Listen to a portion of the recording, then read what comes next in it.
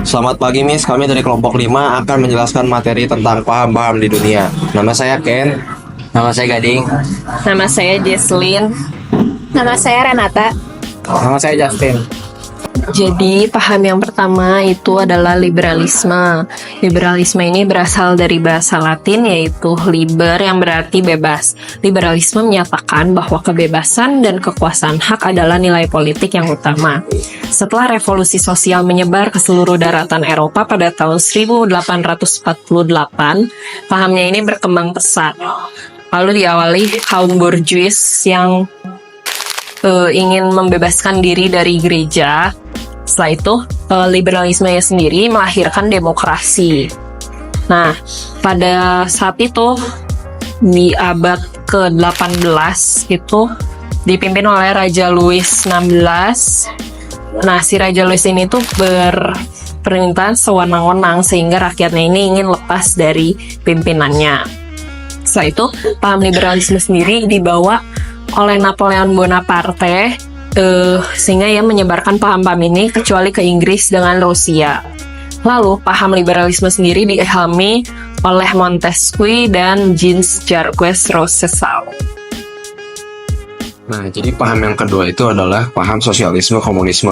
Paham sosialisme komunisme ini tuh bisa muncul karena pada saat tahun 1750 sampai 1850 kan itu revolusi industri. Nah, pada saat revolusi industri muncullah paham yang namanya liberalisme. Nah, paham liberalisme di sini tuh awalnya merujuk buat ada kesetaraan dan juga kebebasan dari kemiskinan. Tapi ternyata kenyataannya tuh enggak. Akhirnya pada tahun tersebut muncullah kaum baru, yaitu kaum borjuis dan kaum proletar. Kaum borjuis itu adalah kaum yang ekonominya ke atas atau orang-orang kaya atau orang yang memiliki modal, sedangkan kalau kaum proletar adalah kaum orang yang pekerjaannya itu seperti buruh atau orang-orang miskin. Nah, dari situ akhirnya muncullah ketidaksetaraan atau kesenjangan, dan hal tersebut diperkuat juga sama Karl Marx dari teori Marxismenya, yang dimana kalau hal tersebut tuh nggak bisa terjadi. Akhirnya Karl Marx ini menciptakan teori Marxisme yang nanti akan dilaksanakan oleh Vladimir Lenin. Nah, si Vladimir Lenin ini yang melaksanakan si teori Karl Marx ini, di mana semuanya itu menjadi rata, kesamarataan. Yang awalnya kalau dulu liberalisme itu kebebasan individu, kalau sosialisme komunisme ini adalah kebebasan komunitas, yang nanti jadinya konsekuensinya itu jadinya kalau yang sosialisme ini tuh akan kehilangan hak-hak pribadinya gitu. Akhirnya dari situ saat pemerintahan Vladimir Lenin dijalankanlah paham sosialisme komunisme. Rakyat semuanya disamaratakan, pekerjaannya sama, ekonomi sama, penghasilan sama. Tapi dari situ malah muncul masalah baru, yaitu kondisi ekonomi yang makin parah karena pemerintah itu menjadi tirani dari kaum proletar. Jadi pemerintah yang awalnya mendukung kaum proletar menjadi tirani bagi kaum proletariat, yang akhirnya menimbulkan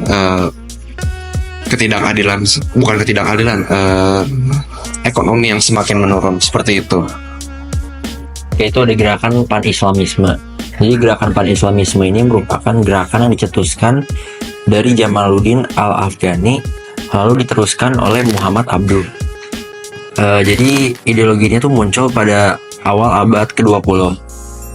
Lalu inti dari gerakan pan-islamisme itu merupakan kemunduran yang dialami oleh masyarakat yang beragama Muslim, terutama di Timur Tengah, oleh dominasi dari Eropa. Jadi banyak mayoritas dari masyarakat Muslim di Timur Tengah sana tuh yang pegangan utamanya tuh udah bukan Al-Quran dan juga hadis-hadis Muslim gitu. Lalu gerakan dari pan-islamisme ini juga mempengaruhi gerakan nasionalisme. Karena banyak dari gerakan pan-Islamisme ini tuh seperti di India, di Mesir, dan bahkan juga di Indonesia. Jadi terpengaruh gitu gara-gara gerakan pan-Islamisme ini. Oke, jadi paham yang keempat adalah demokrasi. Demokrasi itu saat ini adalah paham yang paling baik dunia. Sejarahnya dalam bahasa Yunani, demokrasi sendiri dibagi jadi dua kata. Yang pertama, kratos artinya pemerintahan dan demos artinya rakyat. Demokrasi sendiri itu ideologi yang mengutamakan kebebasan rakyat dan pembagian kekuasaan. Terus presidennya selalu berganti-ganti. Intinya mengutamakan kebebasan dan kepentingan rakyat. Demokrasi sendiri itu ada kaitannya sama liberalisme. Jadi ada prinsip-prinsip demokrasi yang terkait sama liberalisme. Demokrasi sendiri itu dibagi menjadi tiga. Yang pertama ada terpimpin, liberal, sama yang dipakai Indonesia yaitu Pancasila. Kalau demokrasi Pancasila itu paham yang hanya digunakan oleh bangsa Indonesia, di mana dasar dari negara ini tuh hukumnya ada lima sila. Terus mengutamakan kebebasan, adanya pembagian kekuasaan, adanya pemilihan presiden setiap 5 tahun sekali beserta sistem pemerintahannya juga, dan kebebasan pers. Kemudian demokrasi terpimpin itu semua keputusan dan kebijakan negara itu diputuskan melalui presiden.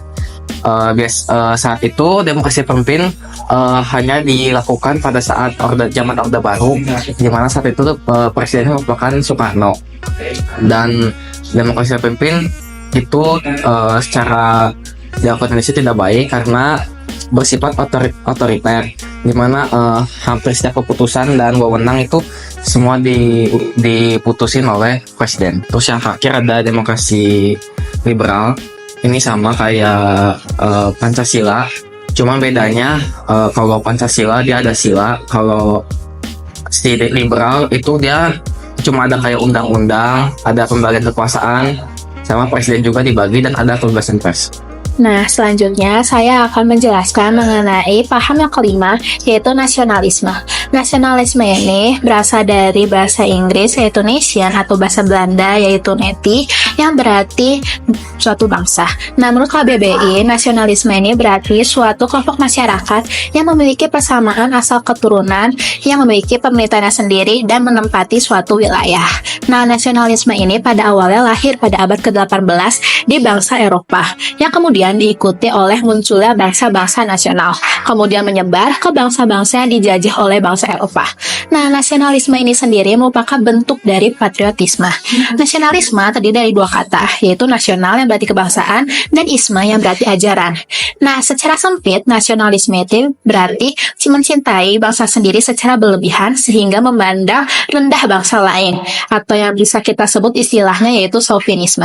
Nah, chauvinisme ini pernah dianuti oleh beberapa negara yang mengikuti Perang Dunia Kedua, yaitu oleh bangsa-bangsa blok poros seperti Italia, Jerman, dan Jepang. Kemudian, arti secara luasnya itu berarti mencintai bangsa sendiri tanpa memandang rendah bangsa lain. Nah, nasionalisme ini memiliki 3 prinsip, yaitu kebersamaan, persatuan kesatuan, dan demokrasi. Nah, untuk prinsip yang kebersamaan itu berarti mencintai bangsa sendiri dan mengutamakan kepentingan bangsa dibandingkan kepentingan pribadi. Terus prinsip yang kedua yaitu persatuan dan kesatuan memiliki arti memiliki kesetiaan yang tinggi terhadap bangsa sendiri, dan prinsip yang ketiga yaitu demokrasi yang berarti setiap warga negara itu memiliki hak dan kewajiban yang sama. Nah, paham nasionalisme ini pasti tidak menyukai yang namanya penjajahan dan perbudakan. Selanjutnya saya akan bahas tentang perkembangan nasionalisme di dunia, dan yang akan saya bahas adalah perkembangan nasionalisme di India. Dimulai dari latar belakangnya, ada pemberontakan mulai tahun 1857 sampai 1898, dan poin pertamanya itu ada menghapus hukum waris Hindu yang dilakukan sama EIC. Terus yang kedua, EIC mewajibkan bayar pajak kepada orang India. Terus kaum Brahmana disuruh berdinas seberang laut, di mana kalau kaum Brahmana itu percaya kalau mereka nyebrang laut artinya mereka pegangan kasta mereka. Poin kelima itu poin yang selanjutnya itu ada diskriminasi antara orang asli India dan orang Inggris, dan yang terakhir, poin terakhir itu ada Jadi EIC itu memperkenalkan senjata jenis baru di mana bagian sisi karakteristiknya itu menggunakan pelumas dari lemak sapi supaya mudah untuk digunakan. Bentuk nasionalis dari India itu ada dua. Yang pertama ada kampanye kongres atau nasional kongres. Itu mereka mengajak orang-orang India untuk ikut dalam pemerintahannya. Kampanye India sendiri terdiri dari kaum-kaum yang beragama. Lalu yang kedua itu ada ajaran dari Mohandas Karamchand Gandhi. Jadi ajaran dari dia ini ada 4. Yang pertama itu ada ahimsa, yaitu melawan Inggris tanpa kekerasan. Yang kedua ada hartal, itu mogok kerja. Yang ketiga itu ada satyagraha, kerjasama dengan Inggris. Dan yang terakhir itu ada swadeshi, memakai produk ke dalam negeri. Dampak dari adanya perkembangan paham nasionalisme di India. Yang pertama, berakhirnya EIC pada tahun 1858 akibat 1. Tingginya biaya produksi, kedua, praktik korupsi, dan yang ketiga adalah adanya niat dari pemerintahan Inggris untuk mengadakan perubahan di kebijakan-kebijakan di India. Lalu yang kedua, dibentuknya negara federasi India, dan yang terakhir adalah provinsi di India akan mendapatkan otonomi yang lebih luas. Jadi yang kedua tuh nasionalisme Turki. Jadi nasionalisme dari Turki ini bisa terjadi dikarenakan ada beberapa latar belakang yang membuat nasionalisme Turki ini terjadi. Yang pertama tuh ada dari pemerintahannya. Pemerintahan dari Turki ini banyak sekali yang melakukan korupsi. Lalu yang kedua, Turki pada saat itu mengalami konflik dengan Eropa. Konflik ini itu membuat Turki menjadi lebih keterbelakang dikarenakan pada saat itu Kekaisaran Ottoman sempat diambil alih oleh Eropa. Lalu bentuk-bentuk pergerakan yang dilakukan oleh Turki itu ada 3. Yang pertama tuh Turki berusaha kembali untuk mengambil alih masa kejayaannya, mengambil alih Kekaisaran Ottoman. Lalu yang kedua, Turki menghadapi Eropa. Dan yang terakhir tuh yang ketiga tuh sistem pemerintahan Turki itu yang tadinya kolot diubah menjadi lebih konservatif. Ya, jadi yang ketiga dari paham-paham nasionalisme yang ada di Asia Afrika itu ada dari Mesir. Ini tuh latar belakangnya terjadi karena waktu itu Raja Ottoman atau Ottoman ini pada saat pemerintahannya mengalami ketidakstabilan, lalu diambil alih oleh Muhammad Ali, yang dimana Muhammad Ali menciptakan beberapa fasilitas-fasilitas, contohnya itu terusan Suez. Lalu dari situ nasionalisme berkembang, dan setelah itu muncullah krisis ekonomi. Setelah krisis ekonomi, mulai ada orang-orang yang memulai paham-paham baru, yaitu paham pan-Islamisme. Seperti itu. Sekian penjelasan materi paham-paham dunia dari kelompok kami. Terima kasih.